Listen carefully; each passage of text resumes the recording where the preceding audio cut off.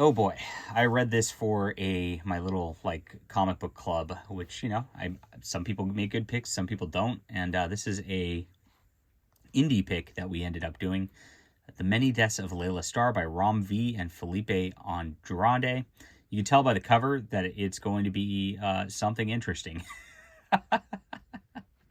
It's this color. Oh man, it was really rough, and I'll spoil it right there. It was really rough. Now this story was really hyped, and people have been being, this is amazing and all that. And you can see inside, it's like some Indian lady, and there's people dying, and like it's like that weird pastel coloring that like is all the rage in indie comics right now, which I can't stand. And the concept is she's like the goddess of death, like just like Sandman.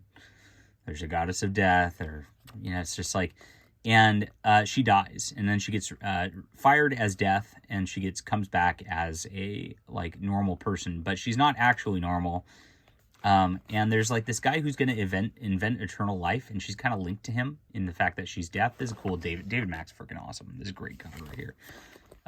And every issue she comes back, and then the guy who's supposed to invent eternal life gets a little bit older. She talks to him for a little bit. She has some like vaguely philosophical point about life to make, and then she dies again, and then she gets brought back again in the next issue. And here's the terrible coloring again.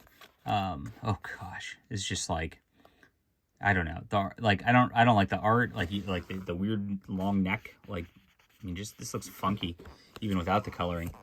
This sort of stuff is just like really funky looking, all the way around.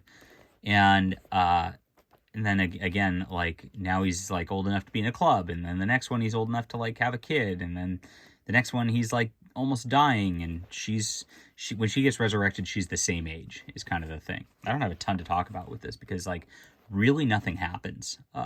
So she just kind of posits about life and philosophy and all that, but it's like it's like a my first philosophy class kind of thing, where it's just like life is really what you make of it. It's like it's a really fake literary and fake intelligent sort of thing, and that just makes me want to stab the book. I got to tell you that right now.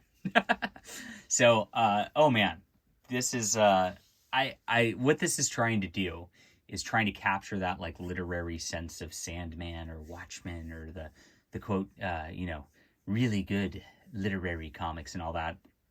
And it actually fails on every level, like way worse than those, which aren't my favorite things to begin with. But I mean, the art and the coloring style is just really, really hard to read, really hard to get through. Every issue really has the same plot structure to it. So like by the time you get to like the fourth or fifth issue, like you're like, okay, I know what's gonna happen again. She's gonna just sit there and pontificate. She's gonna talk to the guy. She's gonna die. Then she's gonna get resurrected, and we're gonna do it again. So it's a really rough read, and I highly don't recommend this. Gosh, yeah, this is one of the worst reads I've read this year. It is. I mean, I could just show you again. Look at that funky, bizarre art and color. Like, I mean, she looks like a ogre here. Very bizarre. And the coloring is just like, what is going on with this stuff? But that's it. It's awful, and I'll give it a 4 out of 10. Hit that like and subscribe button. We'll be back soon.